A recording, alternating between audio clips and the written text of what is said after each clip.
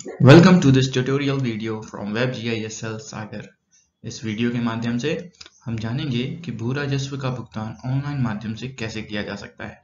यह option public एवं पटवारी user दोनों की लॉगिन आईडी पर उपलब्ध है।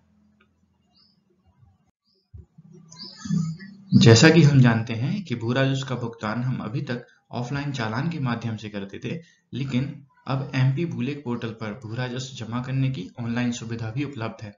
इसके बारे में विस्तृत रूप से जानने के पहले हम इसके कुछ महत्वपूर्ण बिंदुओं पर चर्चा करेंगे। जैसे इसके द्वारा रिकॉर्ड्स में उपलब्ध भू राजस्व का भुगतान अब ऑनलाइन भी किया जा सकता है। इसका उपयोग पब्लिक यूजर जो आम नागरिक हैं एवं पटवारी दोनों स्तर पर किया जा सकेगा। इसकी प्रक्रिया सुगम व सरल है, जिसके द्वारा सीधे बैंक खाते से भुगतान किया जाना अब संभव है। इसके लिए हमें सर्वप्रथम MP भूलेख की वेबसाइट पर लॉगिन करना होगा। यहाँ पे हमें लॉगिन आईडी उपलब्ध करानी है, उसके बाद पासवर्ड और फिर कैप्चा उपलब्ध कराकर हमें सबमिट बटन पर क्लिक करना है। सफलतापूर्वक लॉगिन करने के पश्चात पटवारी का डैशबोर्ड प्रदर्शित होगा। इन्हीं डैशबोर्ड्स में ये सारे ऑप्शंस इन्हें दिखेंगे और इसके बाद यहीं पर ये भू राजस्व का ऑप्शन यहाँ प्रदर्शित होगा। इस पर क्लिक करेंगे।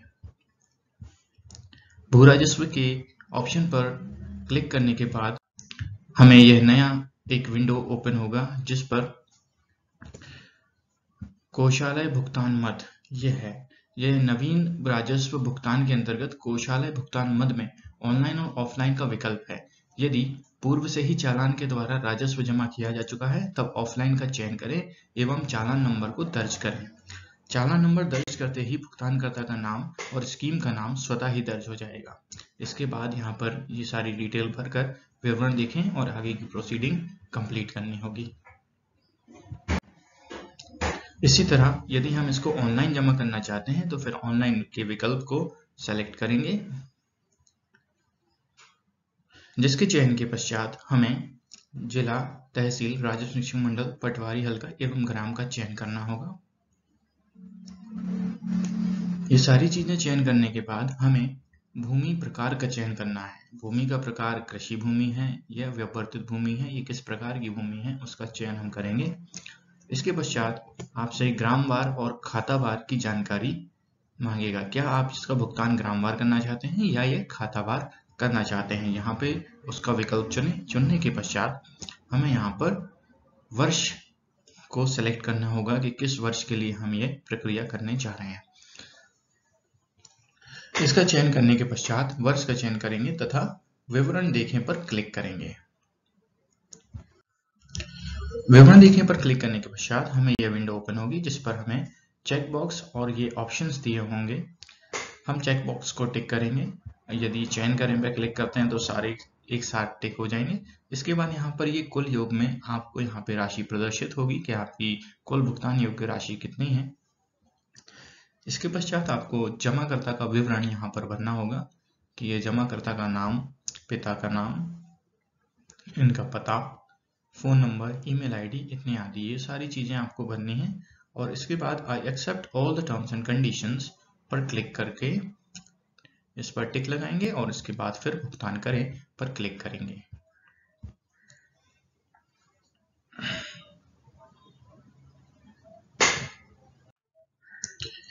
भुगतान करें पर क्लिक करने के बाद हमें यहाँ पर ये ट्रेजरी की वेबसाइट्स पर हम पहुंच जाएंगे, जहां पर हमें यहाँ पर बैंक का नाम सेलेक्ट करने के लिए पूछेगा। हम किस बैंक के द्वारा यह भुगतान करना चाहते हैं।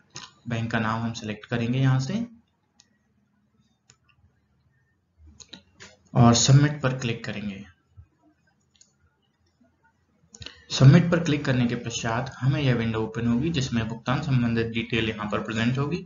यहाँ पर हमें ये कैप्चा कोड भरना है और उसके बाद कंफर्म पर क्लिक करना है। ये सारी डिटेल आपके भुगतान से संबंधित स्क्रीन पर प्रदर्शित होती है। यहाँ पर हम कैप्चा कोड डालेंगे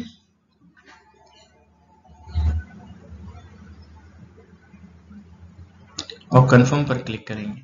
कंफर्म पर क्लिक करने के बाद एक CRN नंबर जनरेट होगा और ओके पर क्लिक करते ही आप पेमेंट के लिए प्रोसीड कर जाएंगे।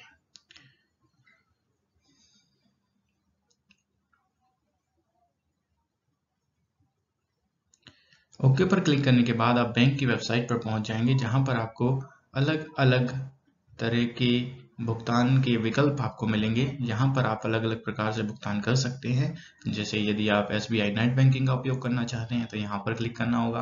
अदर बैंक्स के लिए यहाँ पर क्लिक करना होगा। SBI डेबिट कार्ड्स के लिए यहाँ पर क्लिक करना होगा। अदर बैंक के डेबिट कार्ड के लिए यहाँ पर क्लिक करना होगा। और यदि POS के साथ आप भुगतान करना चाहते हैं तो हम यहाँ क्लिक करना होगा। इस तरह के आपके पास विकल्प मौजूद होंगे। किसी भी एक विकल्प का सेलेक्ट करके आप उस पर भुगतान की प्रक्रिया कर सकते हैं। सफलतापूर्वक भुगतान होने के पश्चात आपके सामने एक रसीद प्रदर्शित होगी।